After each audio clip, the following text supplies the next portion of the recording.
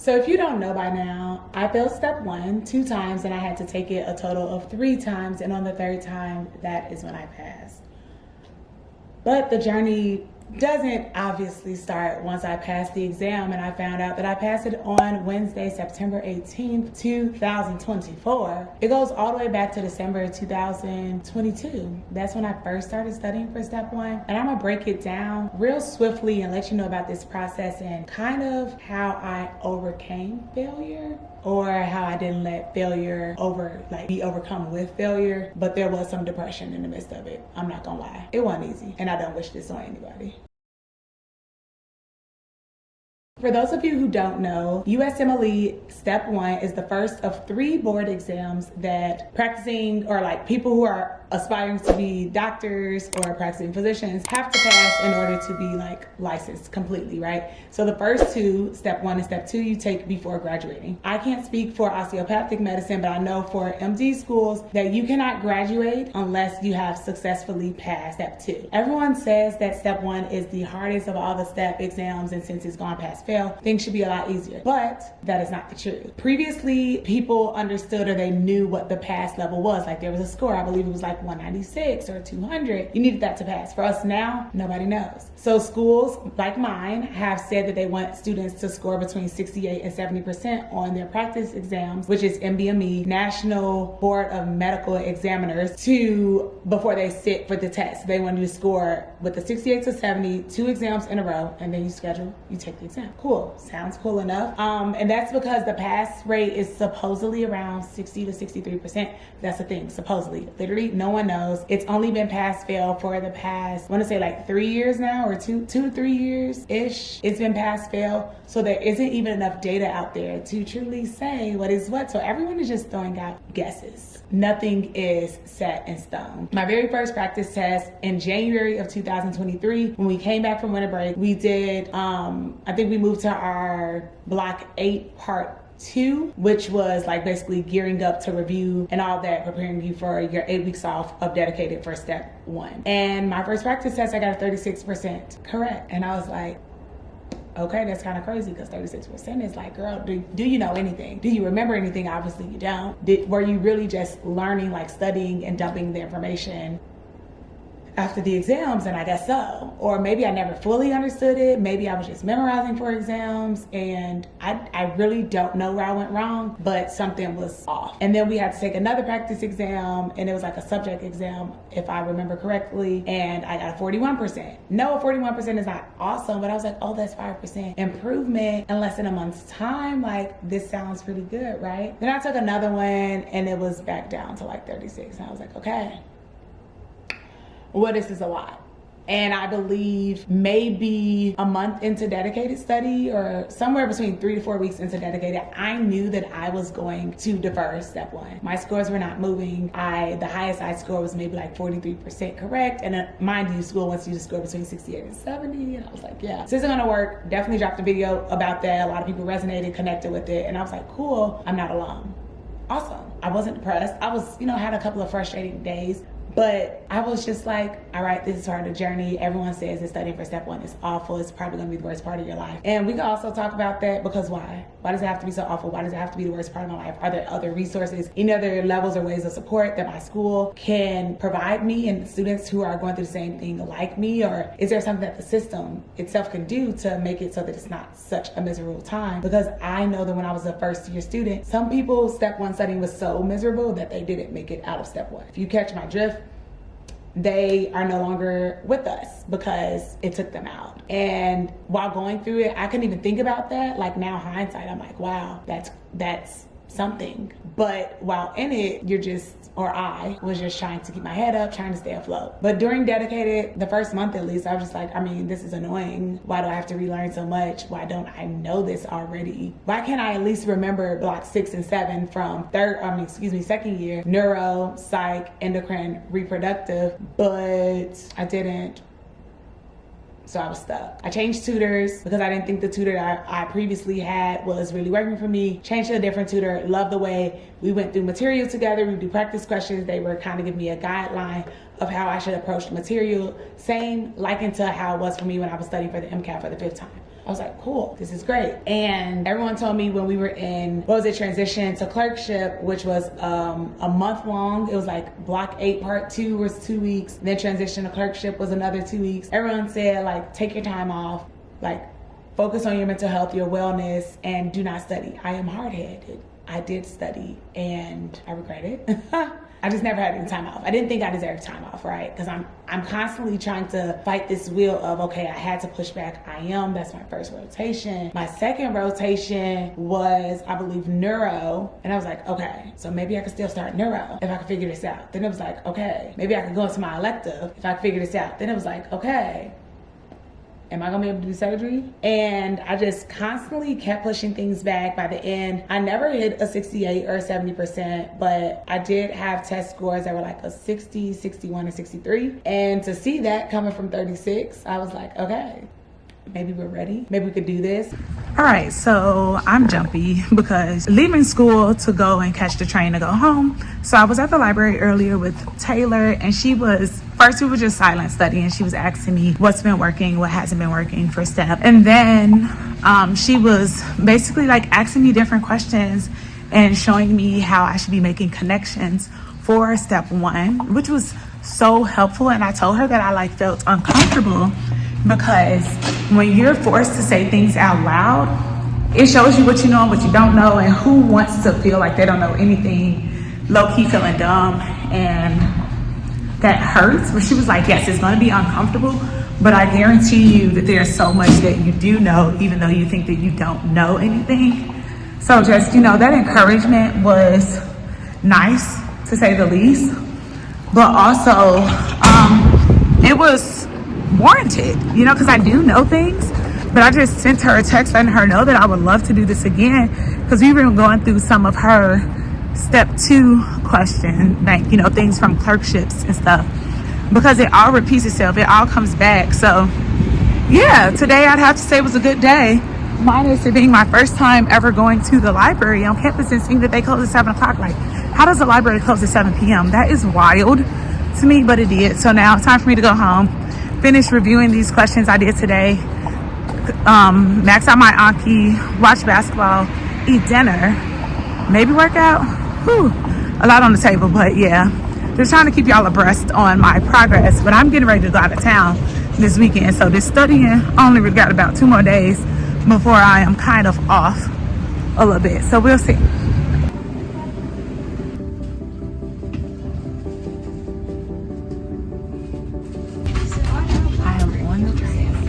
For my friend to arrive. She's late. I hope she don't miss it, okay? Because this is important. She made it, y'all. She made the train. It was close. It was a close swing.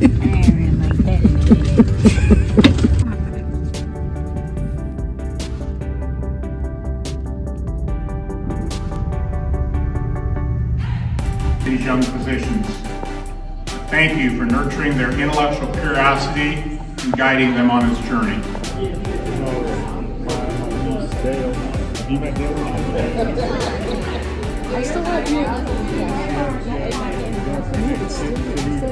We're about to take group pictures. Look at my little graduate. Thank you. It's the graduates. We're all here for her. We're about to take pictures. Right, you're supposed to use the Android. Aren't these the cutest? Look at this. Look at this. Oh my gosh. This is downstairs.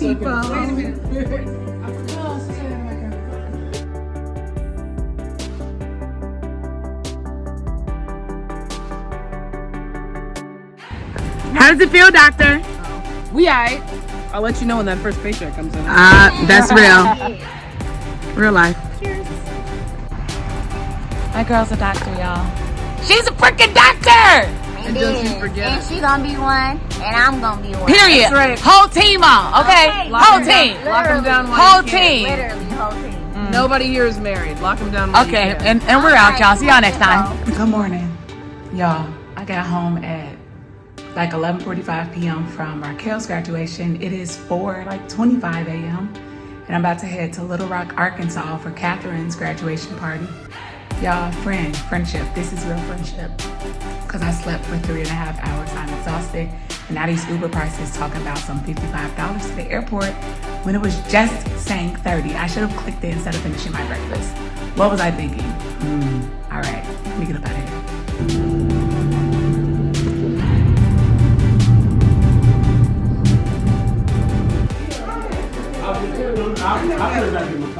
Get out of the way. I'm up in.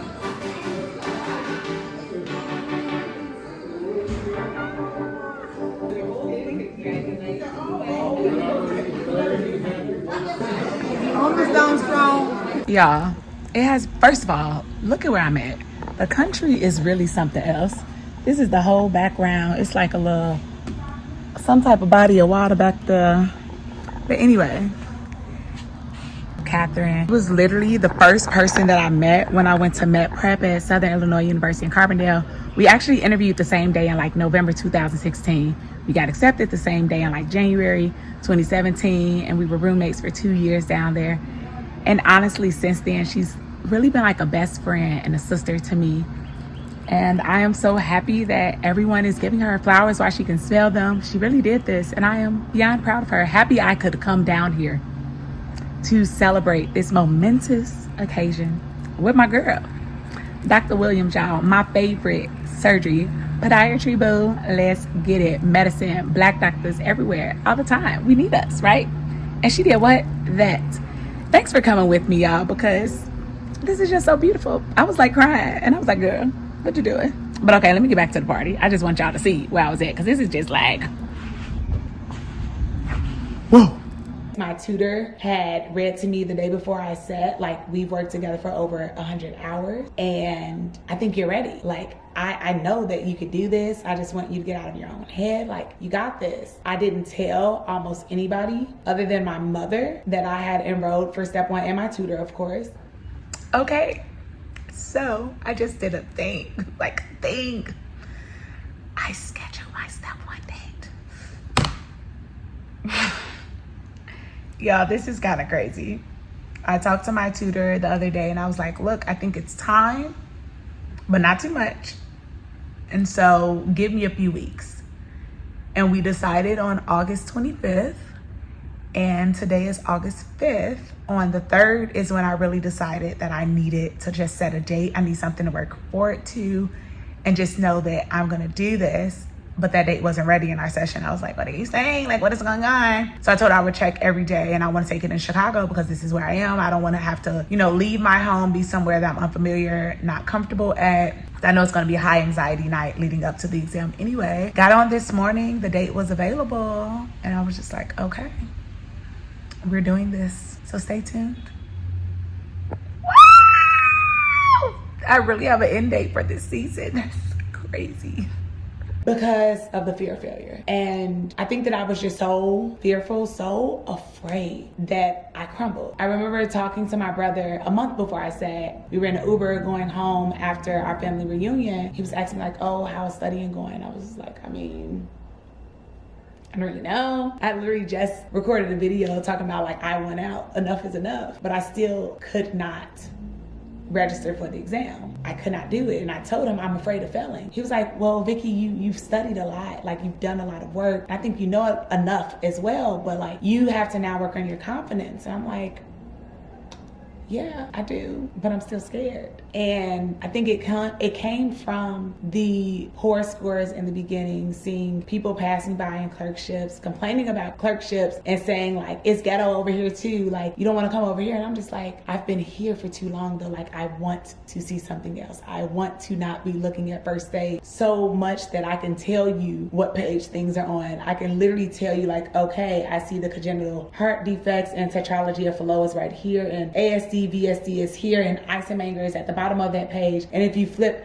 over here, I can see Hirschsprung's disease here, and I can see in respiratory that pleural effusions are on this side. And then you have squamous cell carcinoma, adenocarcinoma. I could flip here. Like, I have a photographic memory of this book, yet I cannot perform well enough to pass the test? Why are my practice scores not matching with my exam scores? And so in July, I decided to reach out to my school, and I straight up told them, like, look, I can't do this anymore. Like, I petitioned to our school's promotions committee, basically saying, like, I'm burnt out. I've been studying for so long. I'm the type of learner who learns by doing and not just learning from studying all day. Like, basically this is played out. I'm tired. Can you allow me to start clerkship? Can I just get into my rotations for 6 months? Just allow me to do rotations until winter break. And then I'll step out again. I'll study for step 1 and I'll go back to the rotations. And I felt like in my mind, I was still racing this clock of, all right, yeah, I ain't been in for this some odd months, but if they let me start, I could still graduate on time. And if I could still graduate on time, I'll have to take out additional loans. If I don't have to take out additional loans, it's not an additional financial stressor on me. Or also, I don't have to explain this to people, because people keep asking me, well, what year are you? Like, is this your 3rd year now? Don't you graduate in May of 2025? And I've been saying I was a 3rd year since I finished my 2nd year curriculum, because I mean, technically the curriculum was done. You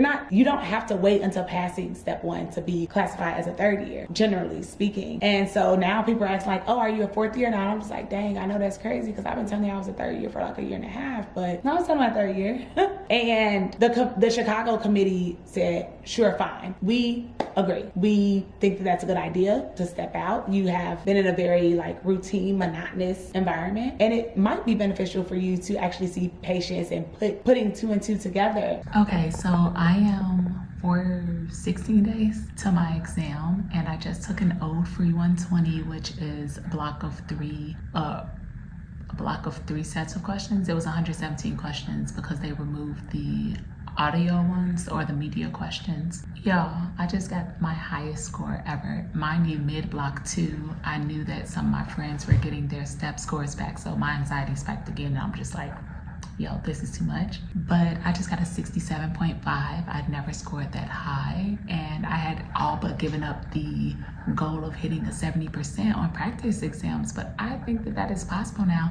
Also, one of my friends texted me telling me that she passed step 1, so I'm just like, y'all make it possible. Like, you make me a believer. I mean, okay, I believe, right? But who doesn't like good news? So happy to hear that. And now I'm just going to go and review this exam and have tutoring this afternoon and just stay on my schedule, because the drought is about to be over. Shout out to Weezy, okay? But since I go to UIC and we're tri-campus, that's Peoria, Chicago, and Rockford, they have a college-wide committee as well. And once it got to the college-wide committee, which met 2 weeks after the initial committee, they said no.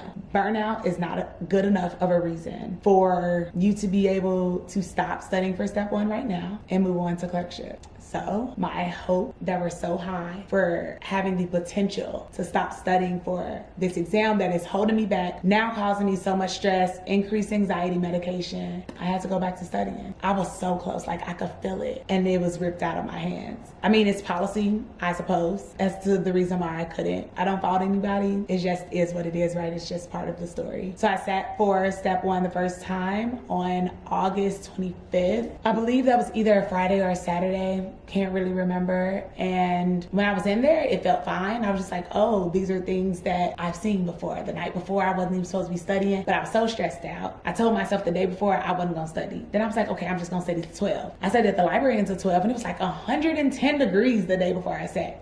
Crazy. Then I came home, I ate, and I studied some more. Then I did some U-Word on my couch. Then I got into bed and I was looking through first aid. Like, I literally went to sleep studying. There was a question on, like, a pharmacology question that I remember, and I was like, oh, I just saw that yesterday. So this is like, everything's aligned. Things are great. This is amazing. I just know that I'm gonna pass this exam. Like, we're finally doing it. Like, girl, we're doing it. I was playing Kirk Franklin in the morning.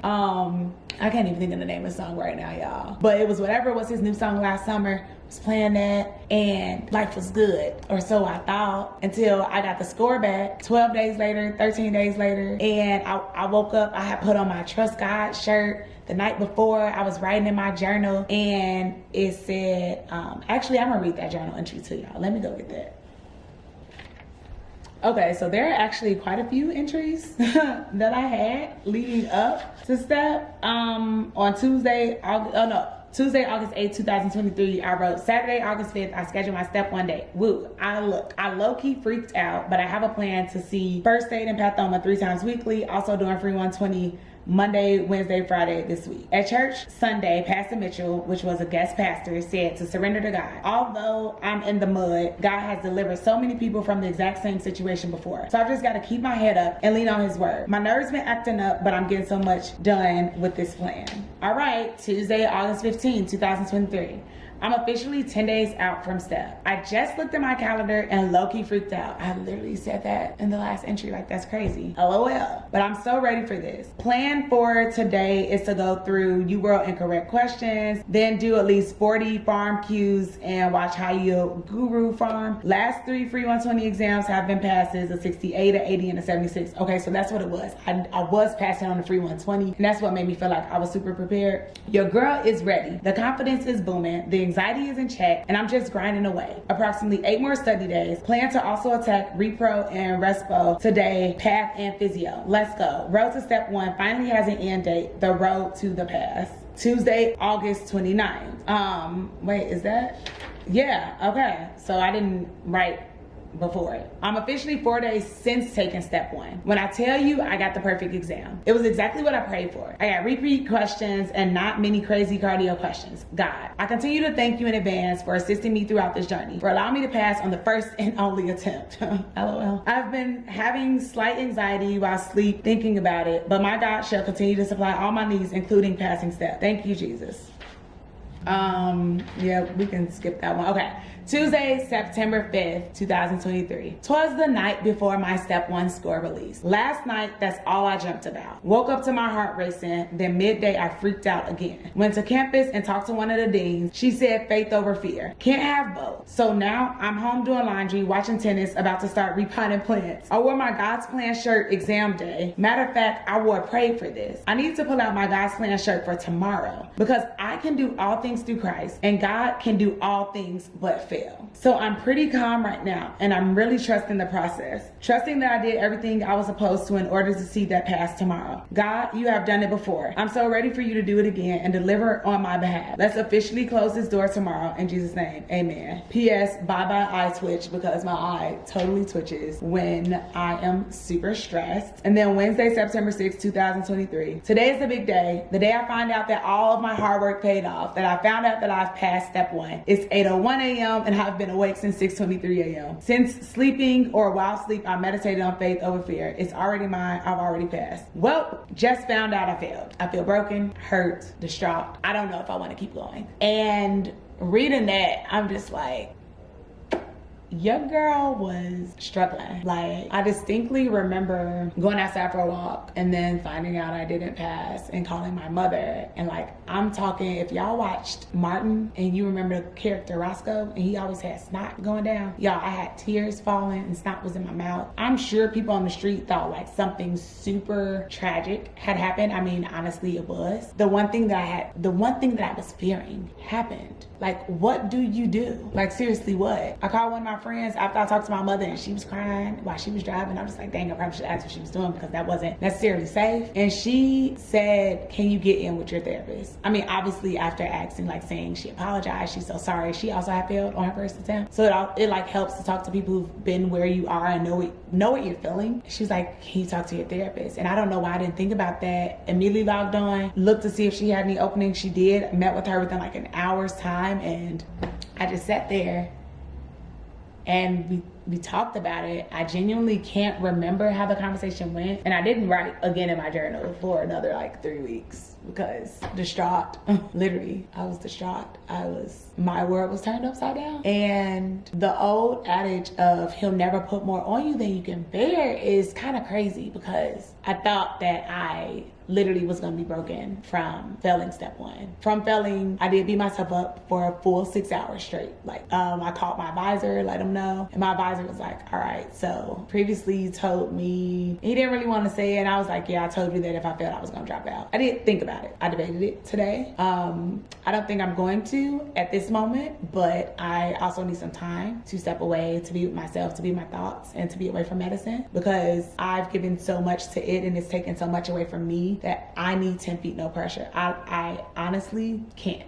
He then put me in contact with a wonderful mentor. Also went here, and my mentor is amazing. And the way that I was able to just reach out to them and connect with them and vibe with them, having never met each other face to face, but have been connected now for over a year, I just feel like although, step one didn't go the way as I planned at all, like none of this was according to my plan, it brought some good people in my life, opened up some great doors for me, and put a lot more into perspective. And for that, I can say like I'm truly grateful. Still trying to figure out the part of, he'll never put more on you than you can bear. My dog Ivan was comforting me that Wednesday at my parents' house. By Sunday, my mother was like, oh, Ivan isn't really eating, but he's done this before. Like, maybe we need to change the food again. 3 days later, which is now 7 days after I found out I failed, Ivan is dying. His organs are shutting down. My mother took him to the vet on Thursday, showed me this paper and was like, what do you think I should do? Like, we could do surgery. They could go in and scope. They could do this, they could do that. But they showed this quality of life was very poor. So then on Saturday, September 16th, 10 days after I found out I failed, Ivan had to be put down. And I always get so emotional talking about my dog. And my mother had texted me. I was about to get a massage and, like post-step stress and post-fail stress. And she was letting me know that they were on their way there and that he had passed away, like laying in her arms. And I'm sitting, it's like a salon with masseuse in the back, and I'm sitting out there literally crying amongst strangers because I just failed after studying for 8 months. My dog, who was literally my little best friend, is now gone. What am I supposed to do? What now? And then like 16 days after that, my father had a stroke, and I was the one who was on the phone with him when he was having said stroke, and I recognized the signs, and I called my sister on FaceTime on my computer and then called 911. All of that is activating. This is now the day before my birthday. I'm just like, I keep hearing he'll never put more on me than I can bear, but I don't know if I could take any more. I don't know if I can do this. My father having the stroke did reinvigorate my passion for medicine because my other sister had been on FaceTime with him and thought he was just joking. So had I not, whatever failures people may say I've had or whatever things that I may have let y'all know about, it's been a struggle, but that 2 years of information was enough for me to recognize enough signs and symptoms of him being at home by himself, my mother being in choir rehearsal, and me being on phone, not seeing him, but just hearing him, that something wasn't right enough to have the ambulance at my parents' house in less than 5 minutes to save his life. That literally gave me a new why. Like, why medicine? Why am I doing this? Why am I struggling? Why am I suffering? It sometimes feels like torture. Why am I kind of beating myself up? That. So I could save not just future patients. That's like my number one patient right there, my father, like my Rolly. So that helped. And that got me back onto studying for step one again. And then I failed again. But before I found out I failed the second time, I was diagnosed with ADHD, attention deficit hyperactive disorder. And I knew I'd had this for quite some time, but I was misdiagnosed, or the anxiety and depression was masking the ADHD. And from there, I sought out testing accommodations. I will go into the testing accommodations and how I was able to even start rotations or stay in rotations for 6 months without having passed step one, and what actually helped me to pass step one next time, because I just feel like I just dropped a lot on y'all, and I definitely got like emotional. I'm so happy that the tears didn't actually fall, but they were there. They wanted to come out. But shout out to my doggy Angel, Ivan.